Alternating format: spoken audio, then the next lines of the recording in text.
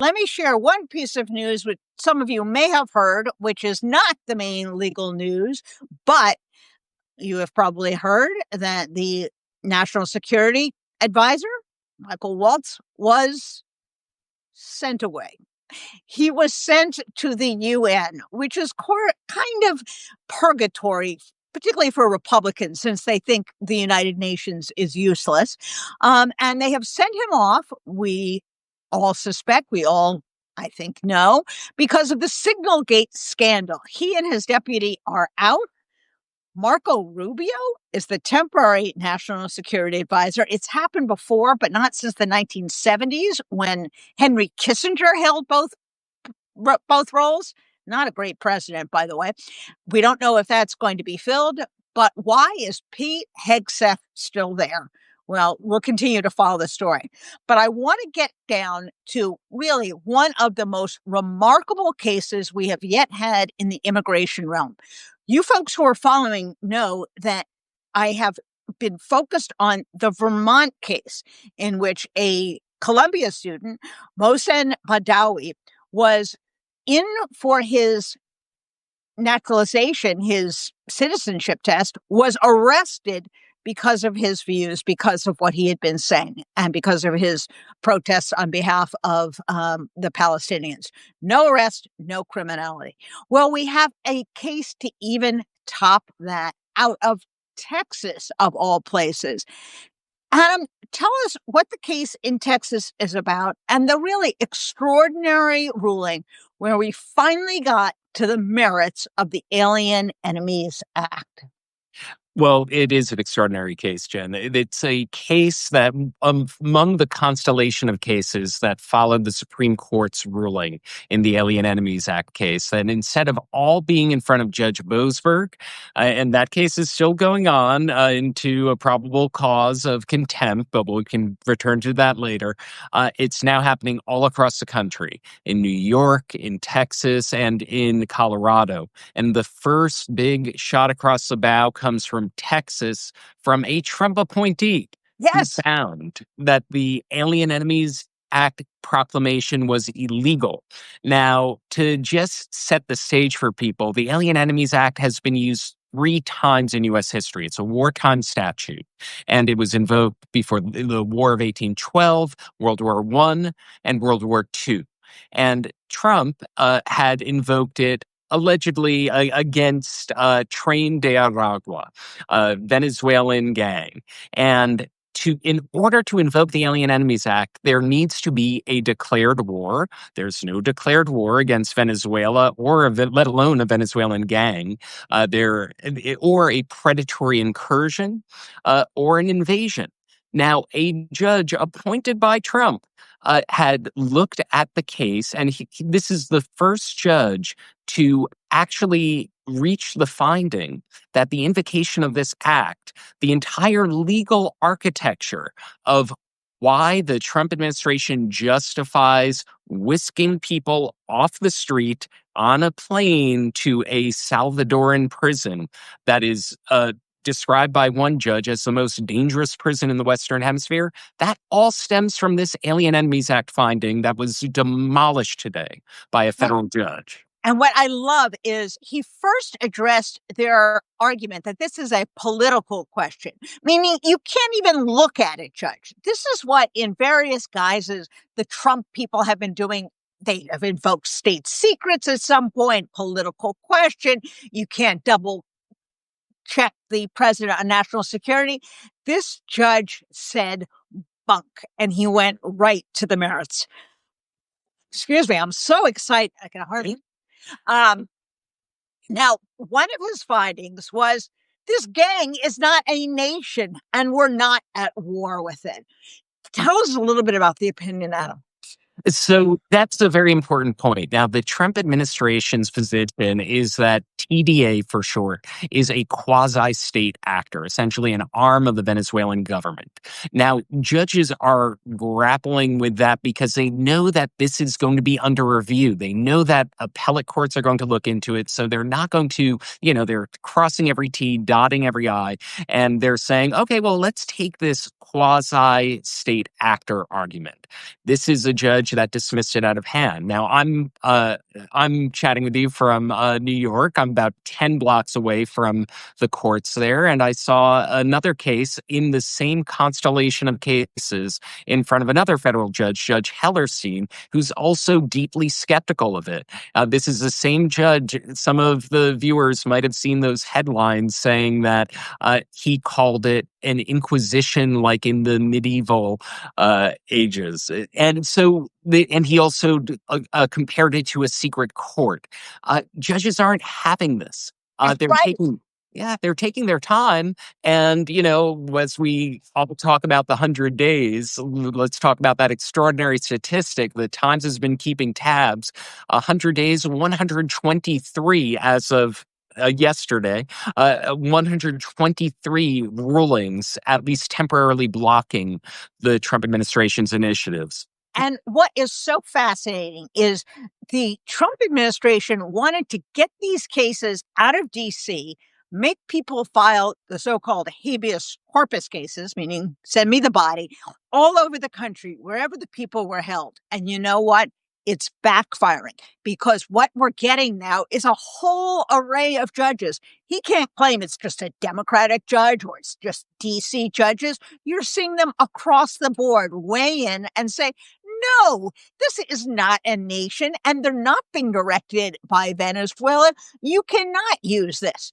And like the other judges that have weighed in on this, he was rather, shall we say, dismissive of the government's arguments. And that's the other thing to keep an eye on. These prosecutors who go in there are so ill-prepared to respond that judges are understandably getting frustrated with them. And they basically gave them the back of the hand. We're done with this. Now, it's going to go up to the Fifth Circuit. We know that. We don't know what the Fifth Circuit is going to do. As all of you know who have been following along, the Fifth Circuit's one of the worst. It's Steve Vladeck, our good friend's, the bane of his existence, and their existence, actually. But they are going to rule on it, and maybe we'll get back to the Supreme Court. But we finally got a ruling, and it comes from a Trump-appointed judge. This is big news, people. And we're going to see if Adam and I are correct that we are seeing the assertion of that Article 3 against Article 2 against the president.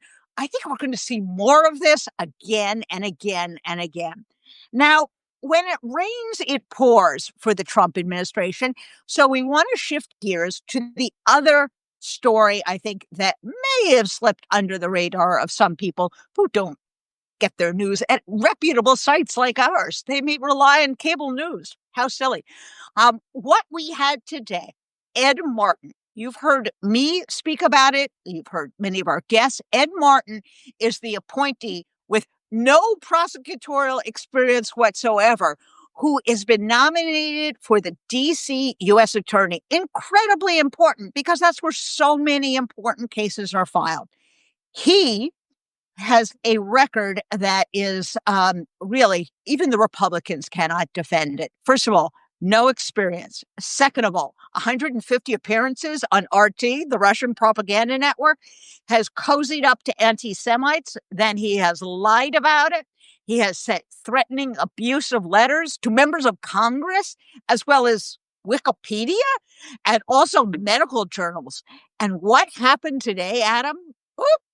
There was going to be a vote, maybe have a hearing, not have a hearing, and Republicans took it off the calendar. What does that mean? Well, it certainly doesn't mean a vote of confidence. And I'll say one thing about Ed Martin. It's very interesting that Donald Trump placed him in the District of D.C., because that is a place every single judge in the District of D.C. has seen the January 6th docket. Every single judge in the District of D.C. has seen the videos of the assaults on police officers at the Capitol on January 6th.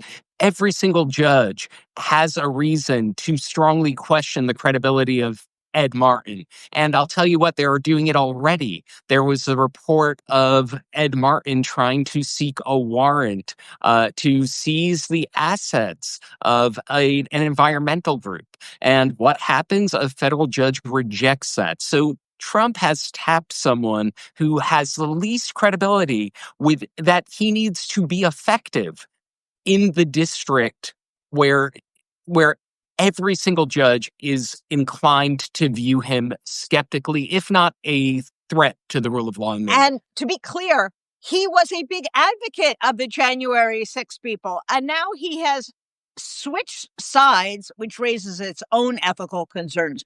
But a man who defended the people who had an armed insurrection, who cheered Trump when he let these people out of prison, that's the guy who he's nominated. Well, guess what?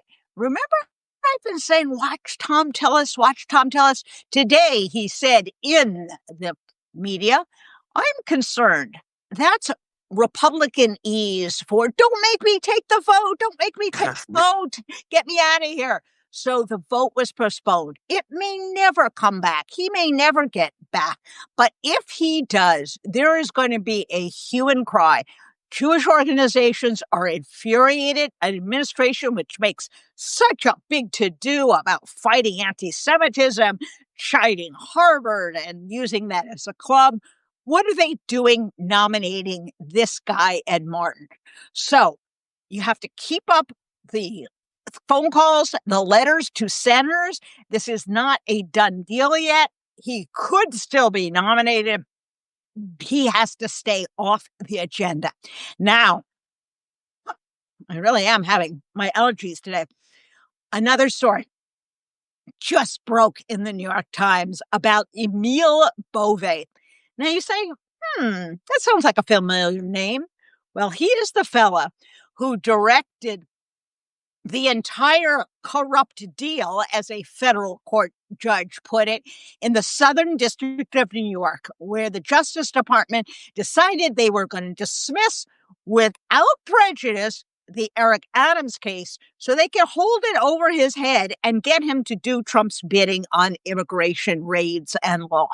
Well, Emile Bove makes a reappearance in the New York Times story. What did he do, Adam?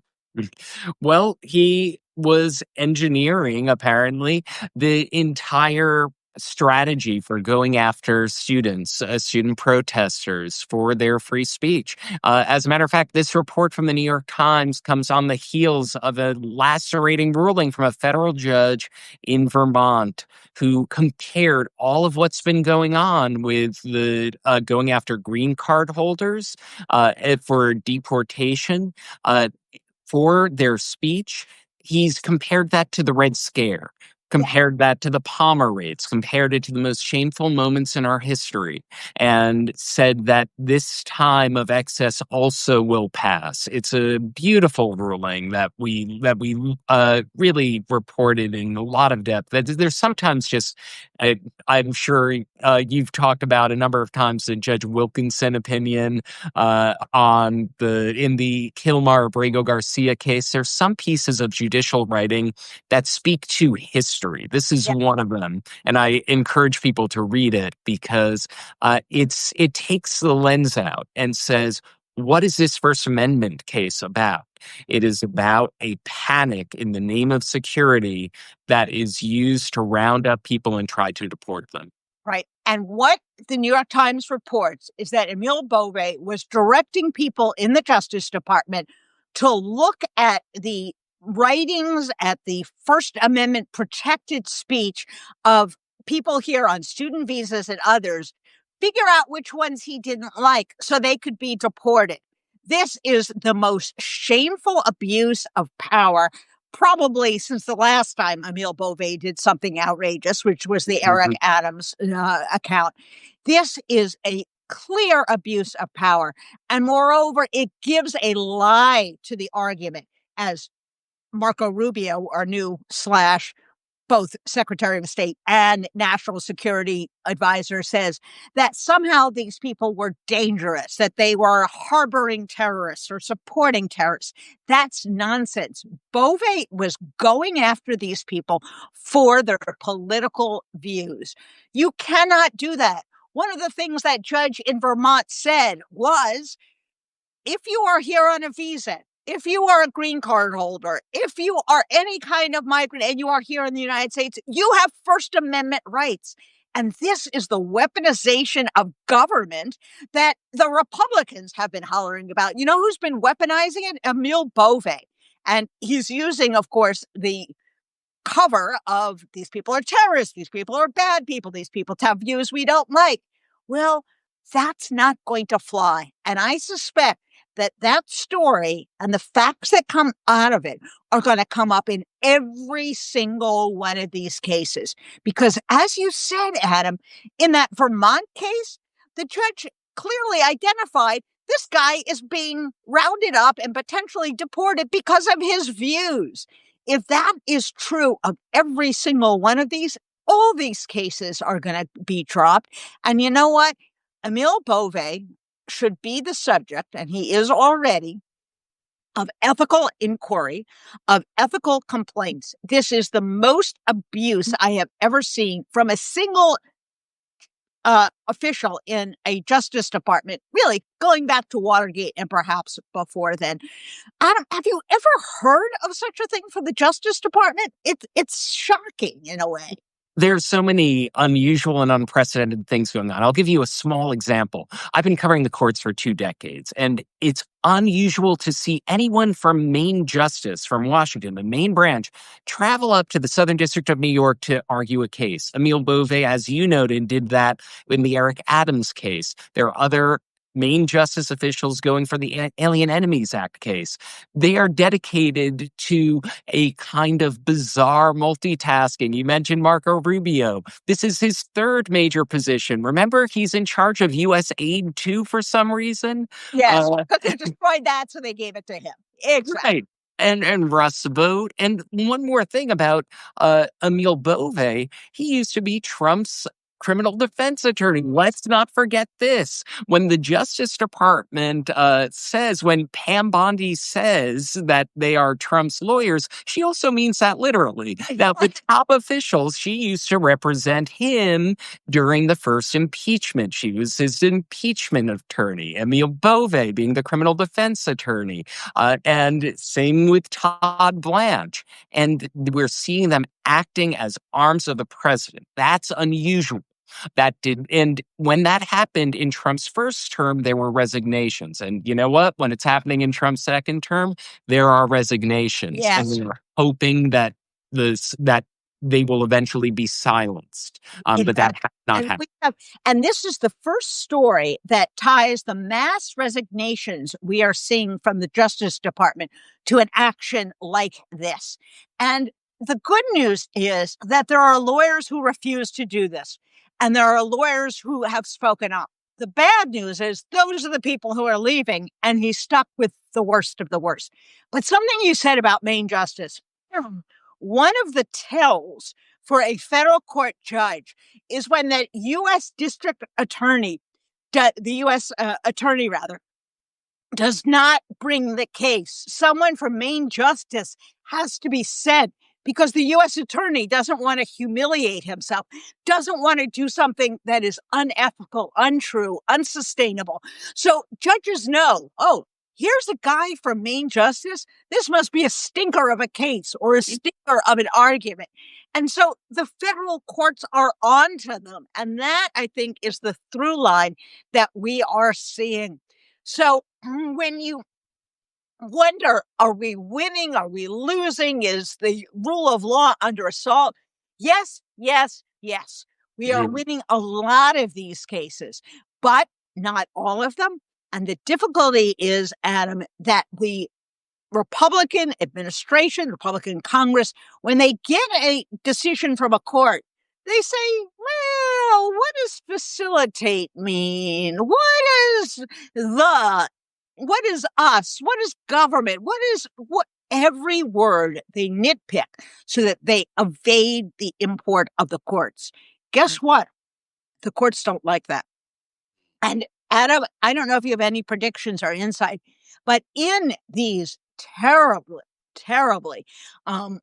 really disgraceful episodes of contemptuous behavior, do you think some judges are going to hand down some contempt rulings? Well, we're already seeing Trump officials on the hot seat. Right now, there are depositions supposed to take place with ICE officials, DHS officials. They aren't being, this isn't a friendly conversation between friends. These are under oath conversations to see about their compliance with judicial rulings. I think Judge Boasberg is dead serious in his contempt inquiry. I think that Judge Zenas is dead serious about finding out whether her order is being complied with. And that's why she is ordering sworn testimony. That is not a game. And the way that the administration is acting, I would say that there is a strong probability of that escalating to findings of contempt. Absolutely. Absolutely. And even Judge Howell, in a case involving the Consumer Financial Protection Board, has lost patience with this court because they will say to the administration, you can't have a mass firing. This is a program set up by Congress. This is appropriated funds. So what do? They send people on administrative leave? No. That's the kind of evasive action that the courts are sick of. So, Adam, how would you characterize today's rulings? We have Ed Martin getting put off to the side. We have the ruling in Texas, and we have the story of Emile Beauvais. What does that tell you collectively about where we are on the rule of law? I think that judges very clearly see the threat to the rule of law. It is unusual to see so many judges speak about the threat so starkly. I mentioned the Judge Wilkinson opinion earlier with the Kilmar-Abrego Garcia case. He's talking about in very plain language, and this is a Reagan appointee, about the attempt to discredit the judiciary and why that attempt is not in Trump's best interest, because eventually the perception of lawlessness, as he put it, is going to essentially catch up with the administration, because that they lose their power if they lose legitimacy of a co-equal branch of government. So I think judges are seeing what's going on. They're putting it in a very strong historical perspective, as we saw with the Red Scare ruling, and in very alarmed language. We're seeing 9-0 rulings from the Supreme Court against the administration, 3-0 rulings from federal appeals court, judges using words like lawlessness to describe what's going on, and multiple judges, 4 by my count, have used that word. A 3-judge panel of an appellate court and the lower court using that word. The judiciary is seeing it, and it's why I always like to call attention to reading the language, reading the documents. They contain actionable information, and also a historical perspective and a perspective of what is going on right now. There's so much out there that leaves people feeling demoralized when you see the pushback from the judiciary, when you see the pushback that's going on in about 800 different May Day events as we speak. Globally. 1,000 even. 1,000. 1,000 now. Oh, outdated information. I remember at one time when Law Day of Action, the attorneys who are standing up in front of courthouses across the country, reaffirming their oaths to defend the Constitution. That was at 40. I think it's at 50 now. When you see in total the collective pushback, that there is a strong response to this authoritarian attempt, and people saying no. And what I am so, I couldn't have said it better, Adam. What I am so encouraged by is the variety of judges, geographically, politically, philosophically. We are seeing the judiciary step up, Now we just need the Congress to step up. The American people have stepped up. The courts have stepped up. We now have independent media like Adam, like the Contrarians. But now we need Congress to get its act together. And you, Contrarians, can contribute to that. You can keep going to town halls. You can write. You can call your representatives. And you can inform your fellow citizens where they can get good information. Adam is a fabulous source. We hope to be that for all of you at the Contrarian. Adam, thank you so much for joining us. It is a veritable feast of legal information these days, but so you're not underwhelmed, you're not overwhelmed, you're not confused, you're not distracted. You can always come here. We'll help explain it. We'll help break it down. And thanks to all of you, you're also helping to participate because, of course, the proceeds go to Norm Eisen, to other coalition members who are helping to litigate some of these cases. So thank you for joining us on virtually no notice. Over 5,000 of you have just hopped on. So thank you, thank you, thank you. Adam, thanks for jumping into the fray. And we will have more news tomorrow because the news does not stop. So thank you, Contrarians. Have a great night. Thank you. It's a real pleasure.